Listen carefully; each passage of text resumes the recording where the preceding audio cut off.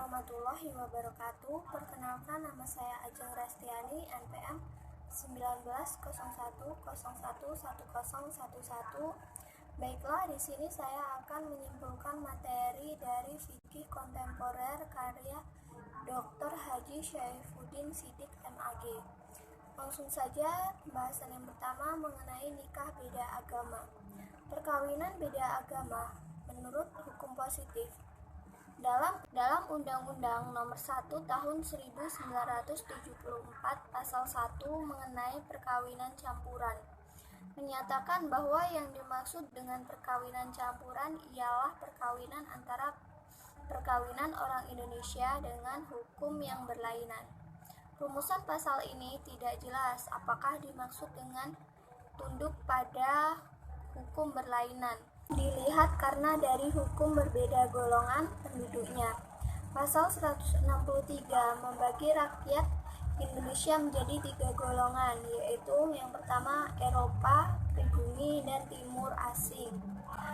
Karena ketidakjelasan rumusan di atas menimbulkan beberapa penafsiran dari golongan ahli hukum. Ada yang berpendapat bahwa perkawinan campuran hanya terjadi antara orang-orang yang tunduk pada hukum yang berbeda golongan. Ada pula yang berpendapat bahwa perkawinan antara orang-orang yang berlainan agamanya, dan ada pula yang berpendapat antara orang-orang yang berlainan asal daerahnya.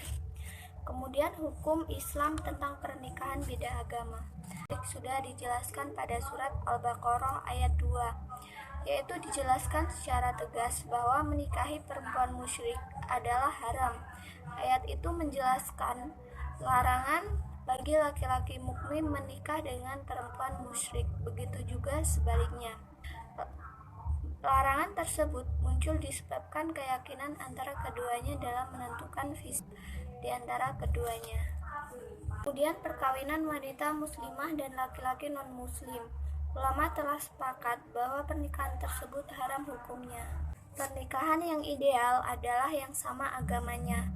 Rasulullah dalam sebuah hadisnya menasehati calon yang akan menikah, terutama bagi laki-laki untuk melihat agama calon istrinya, karena aspek agama adalah prioritas utama di atas kecantikan dan lainnya.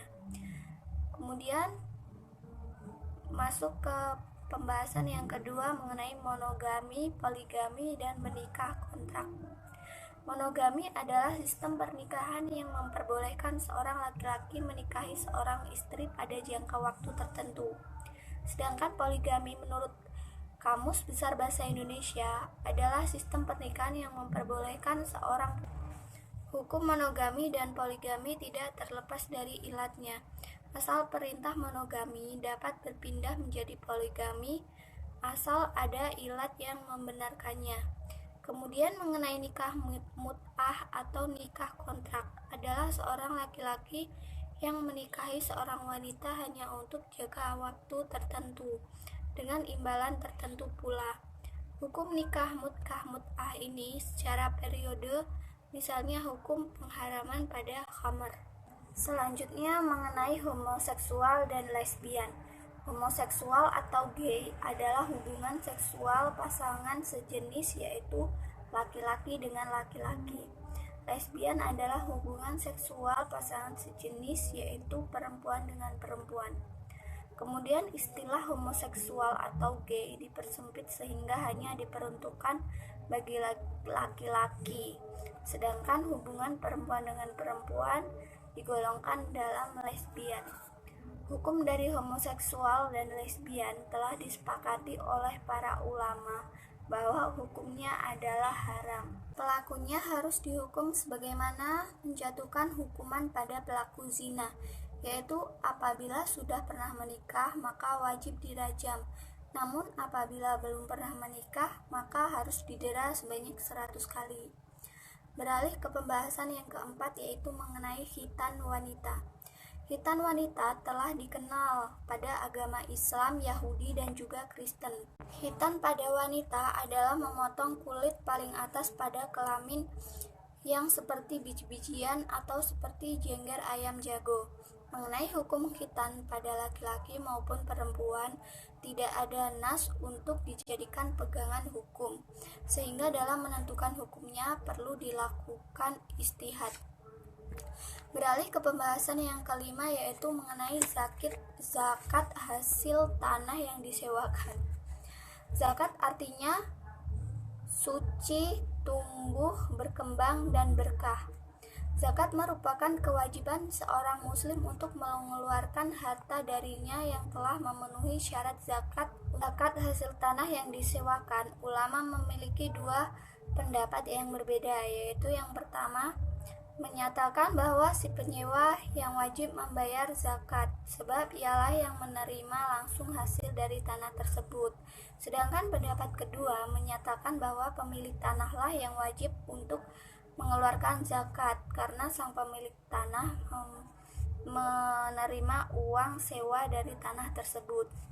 Dari kedua pendapat tersebut, ada pendapat lain yang memberikan solusi bijak dalam pemerataan zakat.